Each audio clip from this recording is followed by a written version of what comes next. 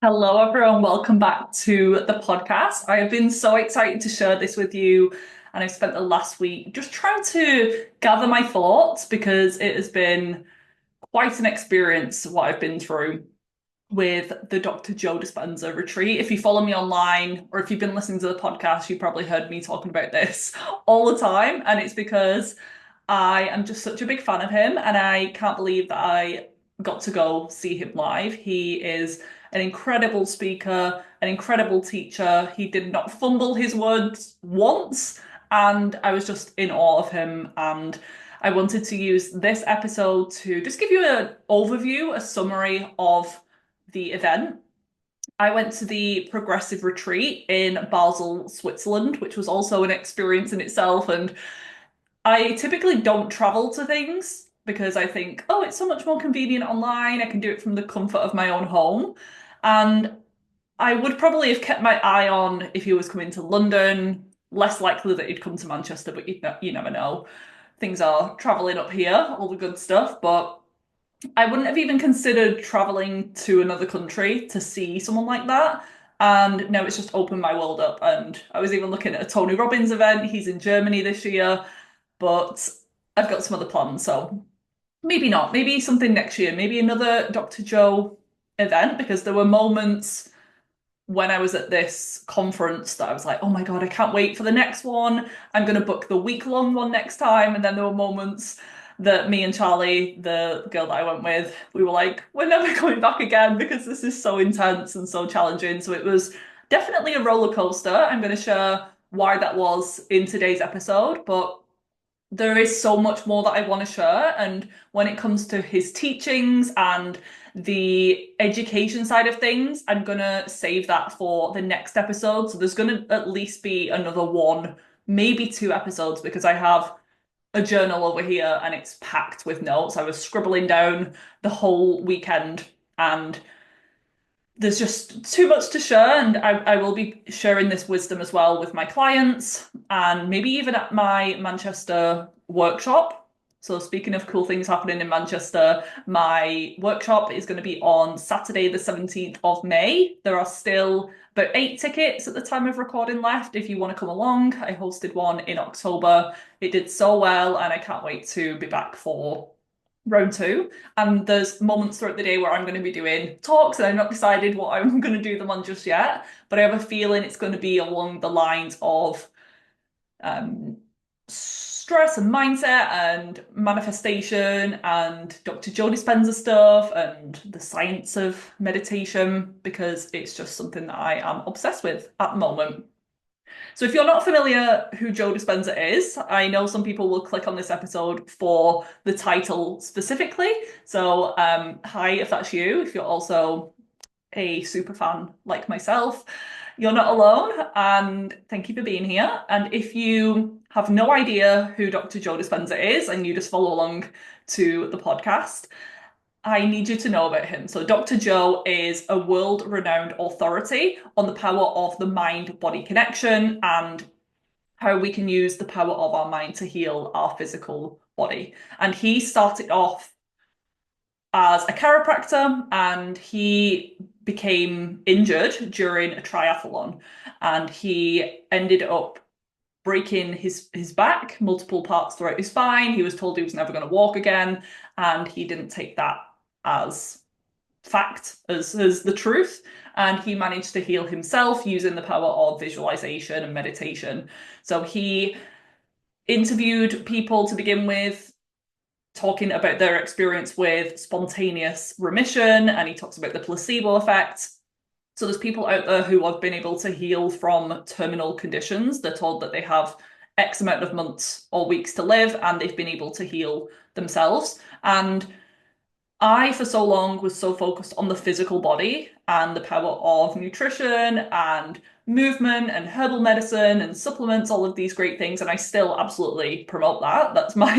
That's how I got into this world. And I do still think it's very important. But then I started to think about, how does it happen where someone believes that they are going to heal, and they do, or they believe that they're taking a medication that's going to heal them. This is the placebo effect, something that has had so much research because with every pharmaceutical drug trial, they have to compare it against the placebo. And a lot of times the placebo is as effective or outperforms the pharmaceutical. And we don't hear about that because you can't really make money from the placebo effect.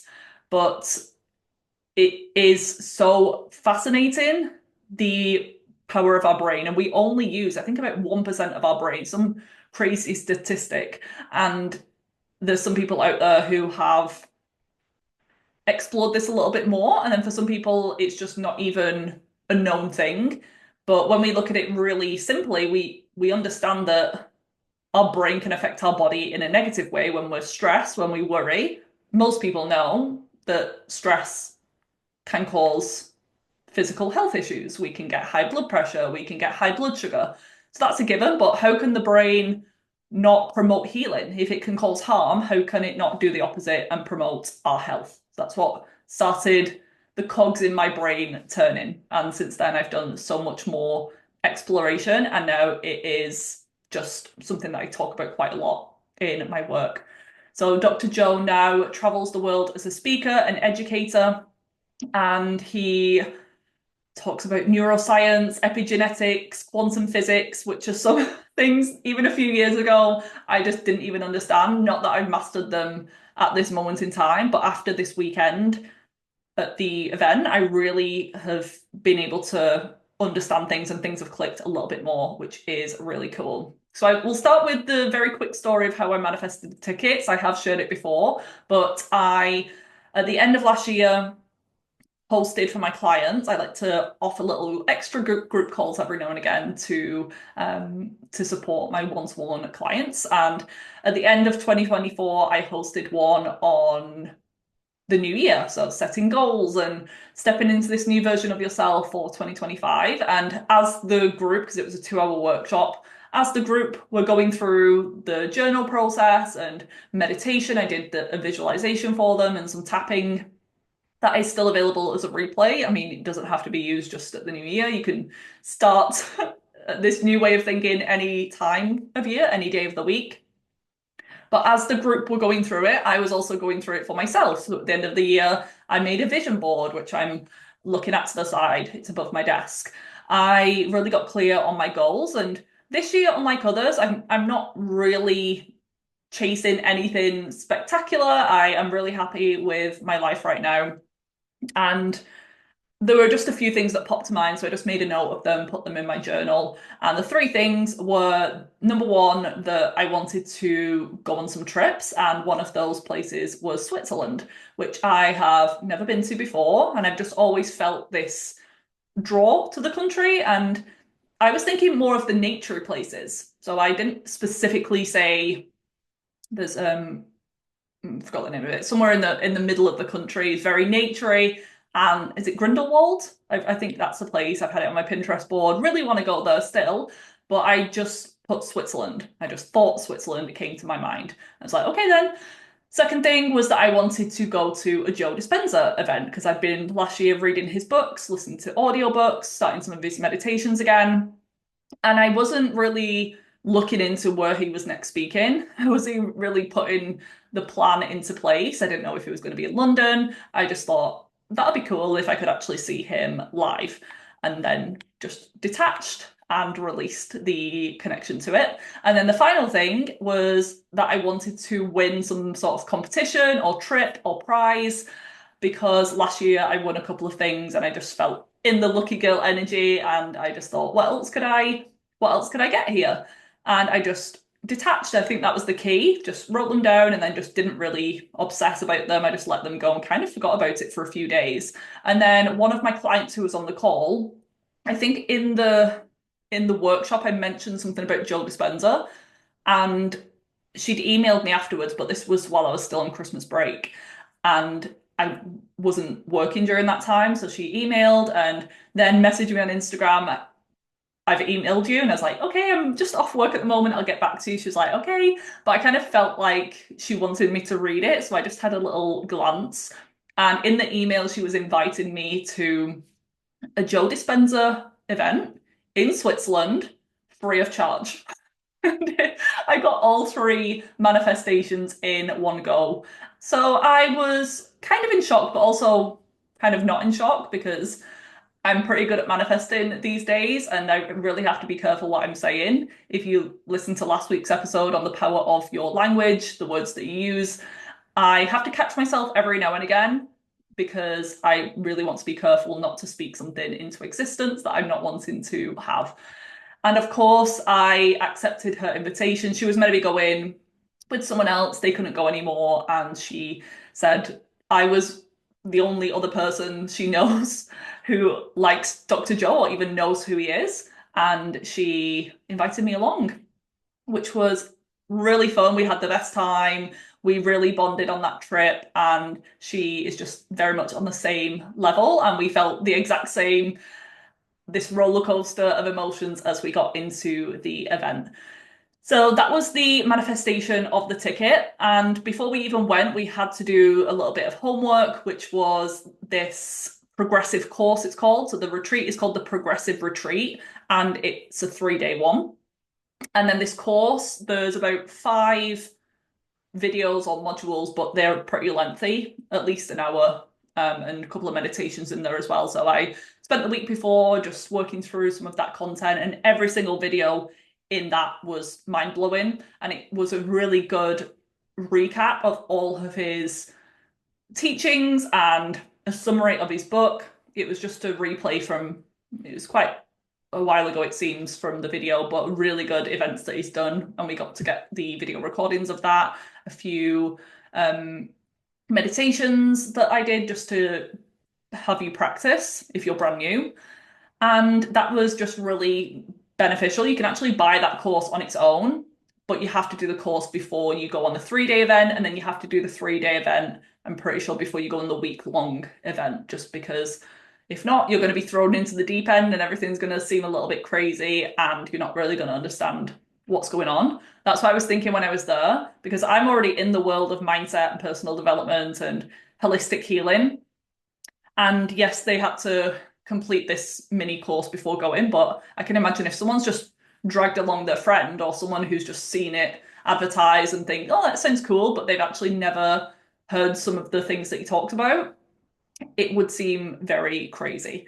And there was actually a few people there. There was a couple, these 2 girls who sat a few rows ahead of me, and they were on the phone pretty much the entire time, not even making notes or anything, because I could see that they were on Instagram, then they were on WhatsApp, and then they were on Facebook. And I just thought, you're wasting someone's ticket here. And I was getting really annoyed with them.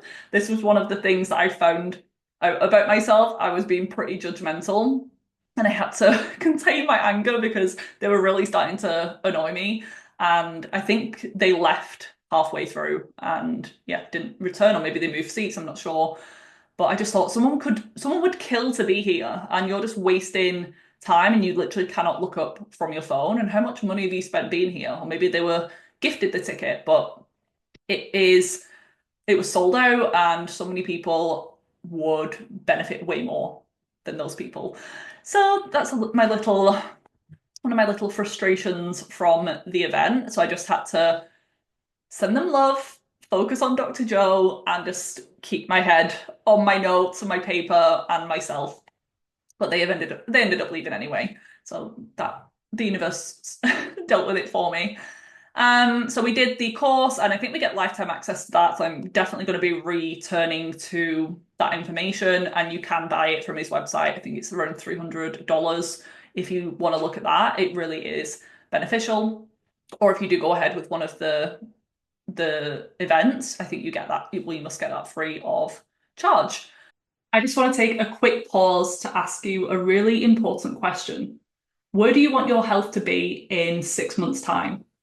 More energized, feeling comfortable in your skin and body again, excited for life because you're finally starting to see improvements with your health, or frustrated and depressed because you're still struggling with symptoms, which are taking over your life and stopping you from living life to the full. If you want the first option, you're going to have to do something different. After all, the definition of insanity is doing the same things over again and expecting a different result.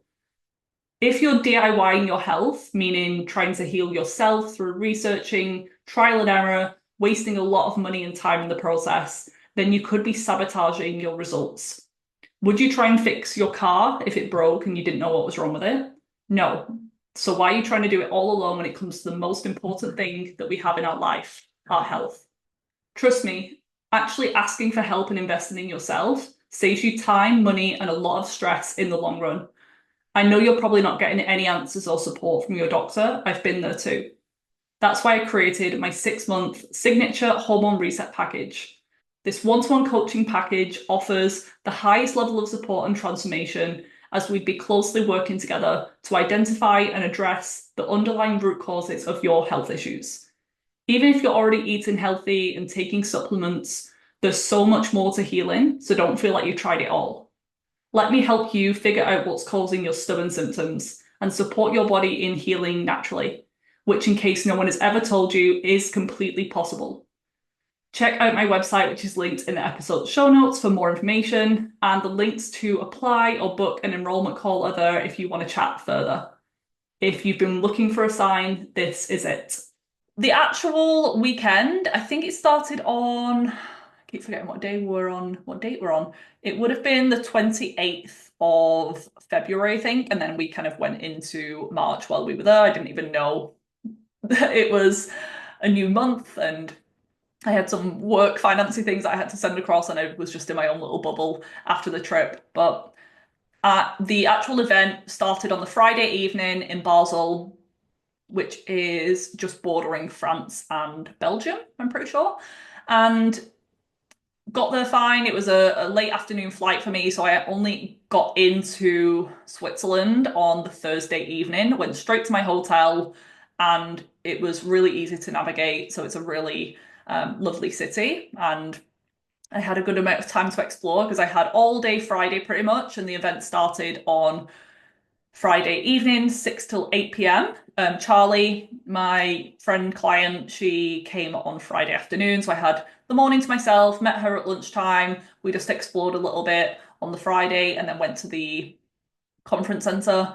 We're just on such a high for those first couple of hours. And then Saturday and Sunday, it was a pretty early start. I think it was about 8:30 in the morning till about 7 p.m. And the whole of Saturday, we absolutely loved it. We were buzzing. We had so much energy. But then as the weekend progressed, I think it was honestly just sitting down for a long period of time for me, I struggle with. Even after recording this podcast episode now, I'm going to be on my desk treadmill. I need some fresh air. I need to walk around. So by the time Sunday rolled around, it was so funny because our hotel was only 10 minutes away. It was really convenient, and everywhere ended up getting really booked up, so we got in just in time. But I went back to the hotel on Sunday afternoon, and I did some Instagram stories because I wanted to share, but I was also just needing time to let everything process and integrate before I can teach it.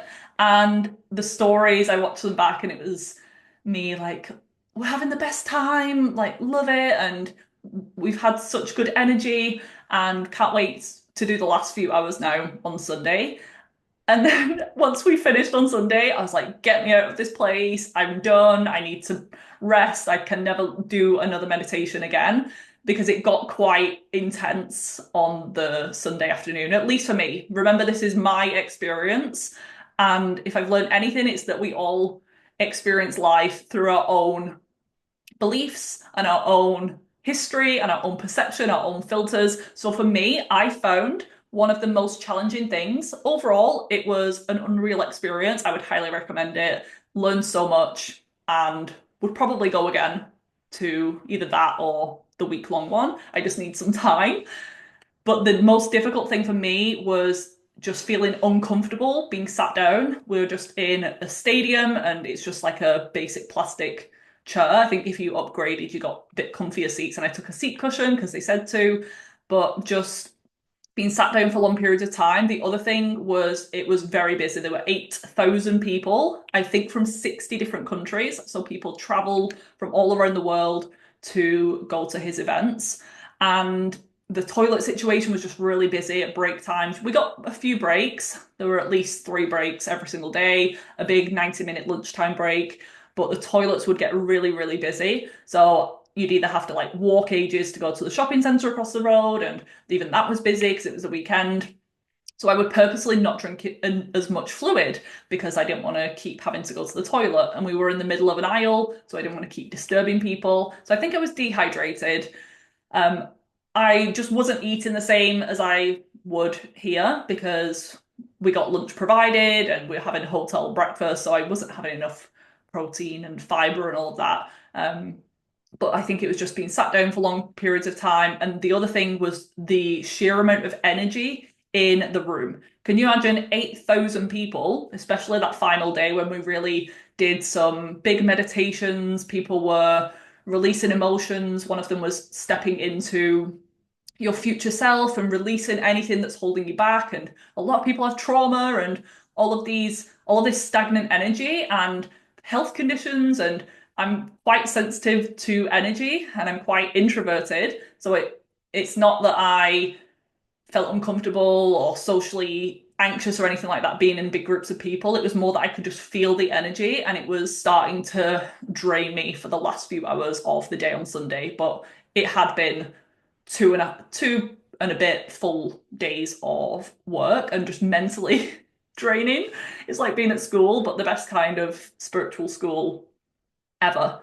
And the roller coaster of emotions came with that. Me just at the end of the day, I was ready to just get out. I was like, I need fresh air. I just want to go for a walk. I went straight back to the hotel. It was 8 o'clock at night on a Sunday. I was hungry. I ordered Uber Eats to the hotel and then we ended up finishing late. So I was rushing back to the hotel thinking that they were going to not deliver my food, my lovely Thai food, because a lot of places were closed, with it being the weekend. It was just a country I'd never been to before. I didn't really know the food situation and I like to be organized and know what I'm doing. I'd eaten through all of my snacks as well. And as soon as I got back to my hotel, laid on the bed, had a big drink of water, ate my food, then I just took a breath and had some time on my own. I thought that was amazing. And I just needed to move out of that place and reflect on how good it actually was. So just bear that in mind if you're similar to me, and even just the level of meditation that we would do all of Sunday. I think we did about 4 or 5 different meditations. So we learned all about the power of meditation on the Saturday, and he also, it is kind of manifestation that he teaches, but I didn't think he used that word at all the whole time. He talks about creating your reality through your thoughts, feelings, and desires and your perception, the way that you see the world. He shared manifestation stories, but again, didn't really say manifestation. One of them was that his daughter manifested a shopping spree and he taught her the process. And I'll probably share this with you next week, but he tells you to focus on a specific symbol. So it could be a letter, or it could be I use like an icon in my mind, in my meditation, and focusing on that. And you want to write down what that means to you, how you'll feel when you have it. So he shared the story of his 17-year-old daughter, his teenage daughter, saying that she wants a shopping spree. And he thought, okay, you can work on this. And he's obviously really rich, but he wasn't just going to give it to her. He wanted to show her the power of her mind. And he might have shared this story on a podcast or something before, but she said that she would feel really excited and really happy and really grateful. And she said that she wanted it to be in one of her favorite stores. She wanted to be with her best friend and she wanted it to be unlimited, whatever she could get. And the way that this happened was in a way that she would never have expected, which is usually how it goes. But she was out in California somewhere, out with her best friend on a regular day, and she went into this store, and the owner of the store knew her friend's dad. And he said, "Oh, you're so and so's daughter." She's like, "Yeah." And he said, "Your dad did me a really big favor a few months ago, and I've been thinking of a way to repay him, So how about you take the company card and go mad? You and your friend can spend however much you like, buy whatever you want. And that is how Dr. Joe's daughter got the manifestation. So it didn't even come directly through her, it came through her friend, but it was everything that she had wanted. And she rang her dad. Well, I think she texted him saying, "Ring me now, it's happened." And she was overjoyed and probably in shock, but also with that being your dad, you've probably seen miraculous things happen before. And he asked her how much she spent. I think it was something around $7,000. So she really went crazy. And then another part of the workshop in Switzerland, I think every time he has someone come up on the stage and share how Dr. Joe's work has impacted their life. So they invited a lovely woman onto the stage. I can't remember her name, but she shared how Dr. Joe's work helped herself heal, but also her child, who sadly was affected by birth trauma and had subsequent health issues around lockdown. He had seizures, he had cerebral palsy afterwards from medical trauma, medical negligence, and he couldn't do the work himself because he's a child and he had some developmental issues as well. But when she focused on herself and she put the intention on healing him, it worked because she is connected to him as his mother, but also it has been shown that who you surround yourself with in your environment, people and places, it can affect you, even if you're not doing the work. And they've even done distance group healing and meditation. This can have an impact across the world. A group of people meditating on a war or crime rates, it has actually shown to reduce it. So that was very emotional. So we were laughing 1 minute, crying the next. In some of the meditations, I found that in the morning ones, I struggled a little bit more to get into it. And then after we've had a bit of practice, we did some in the afternoon. I was straight into it. I could feel the energy moving. He did some where it was focusing on the breath. He has a special form of breath work. I'll probably share next time too if you've not experienced that. Really powerful. And just the energy in the room was palpable. I could feel that in good and challenging ways. It was either the last or the second to last meditation of the day that when I was starting to feel uncomfortable, I just needed to stretch my legs, I needed some food and drink. It was meant to be the big crescendo, this big release where you're stepping into the next version. I was getting into it, I was relaxing quite a lot. And then there was a woman at the other side of the stadium. She did a piercing scream as she was apparently releasing some sort of emotion or trauma at the body, which I understand can be involuntary. And I want her to heal. I want her to do her thing. But also, it just completely threw me off. And I was then focusing on lots of other noises. There were people coughing, whereas before I'd zoned it out a little bit. And then I think because she broke the ice with that, people were starting to do the same. I even heard, I don't know if it was just me going crazy at this point, there was someone singing opera. This was before a very quiet arena, and they have the music and the meditation playing out loud. And then some woman was literally singing opera. Someone sounded like they were being murdered. Someone else was laughing hysterically. And I was just like, oh my God, I need to get out here right now. It's just very different meditating in that environment versus me being at home, headphones in, red light mask on, in the comfort of my bed.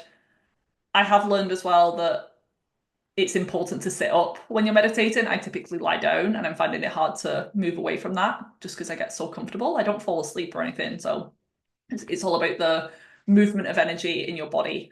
But if I can meditate through that, if I can handle those experiences and also meditating for multiple hours across that weekend, I can handle a 30 to 60 minute meditation daily now, sometimes in split duration. But it is so much more achievable for me to do that because I have sat on an uncomfortable chair for long periods of time where people are rustling next to me and moving around and coughing and distracting me, and I really need a wee, but I don't want to disturb everyone on the row next to me. So it was a benefit, I guess. It's shown me that I can do challenging things and I can really train my brain to focus on the here and now, the present moment, and I can enjoy the meditations a lot more at home. And I'm more eager and excited to do them because I've always been used to shorter meditations, something more guided, visualizations, EFT. I use more somatic and I'm a bit more active with my meditations, whereas he does leave you for long periods of time just to focus on nothing, just to be present. And that is also something that I have benefited from too. I didn't realize how much I needed it, but I really did. As I said, I will get into all of the specific teachings in the next 1 to 2 episodes, but I want to leave you with a few of my favorite Dr. Joe resources if you're new to his work or you want to check them out. In terms of podcasts, he has been on loads of podcasts. If you search his name on Spotify, the podcast app, YouTube, you're going to find hundreds of different ones. But I particularly enjoyed the ones that he did on Lewis Howes's podcast, The School of Greatness, and The Diary of a CEO. I'm sure he's been on both of those a few times. Obviously, I would love to have him on this podcast too, manifesting this. It's my future goal. But I was even thinking at the event, if I was to meet him, what type of questions would I ask? And I think the main one is his opinion about the physical body and the impact of nutrition and toxins and physical aspects of health, how important he thinks they are versus just the mindset work. Because I understand where he's coming from, and his area of expertise is the power of the brain, and the brain can influence your genes and your genetics. But I also know that he's pretty health conscious. He takes care of himself. He had a former career as a chiropractor, so he knows the importance of physical structure and the nervous system. So that would be my main question for Dr. Joe. Dr. Joe, if you're listening, I'd love to have you on the Viva Natural Health podcast. With books, my favorite books from him are Breaking the Habit of Being Yourself, Becoming Supernatural, and You Are the Placebo. All of them will be available on audiobook too. And he shares some of the meditations in there as to how to do them. So you can check them out if you're interested.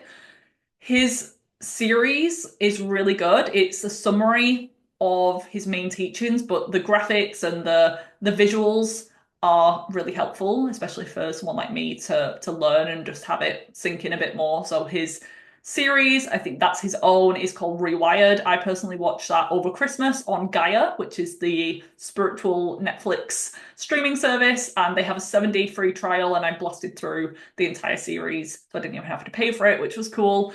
And then he's featured on another series called Source, It's Within You. That's a bit older, I think. And then there's a movie called What the Bleep Do We Know that's about manifestation and spirituality and the 5D, fifth dimension consciousness and all of these things, but I've never actually seen that. I want to watch that. That might be on Gaia too, so you can check those out. And then speaking of meditations, I would recommend purchasing them through his website, obviously to support him and the work that has gone into his stuff, but also just to make sure that you are getting the legit ones. Because if you look on YouTube or Spotify, there are some real ones on there, and I've used them before, but some of them are fake, they're AI generated, they cut off halfway through, sometimes there's adverts that pop up, and you just want to make sure that you're getting the real deal in there. So some of my favorite meditations are the morning and evening meditations,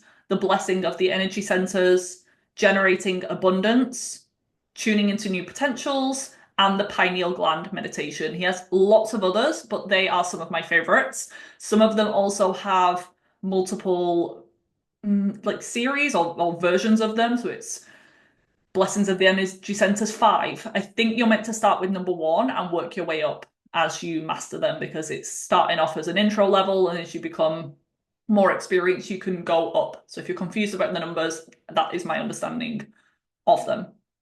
I hope you enjoyed this episode. Not only did I not used to understand some of these terms and concepts, but I actually used to think that people who spoke about some of these things were pretty crazy, pretty woo-woo.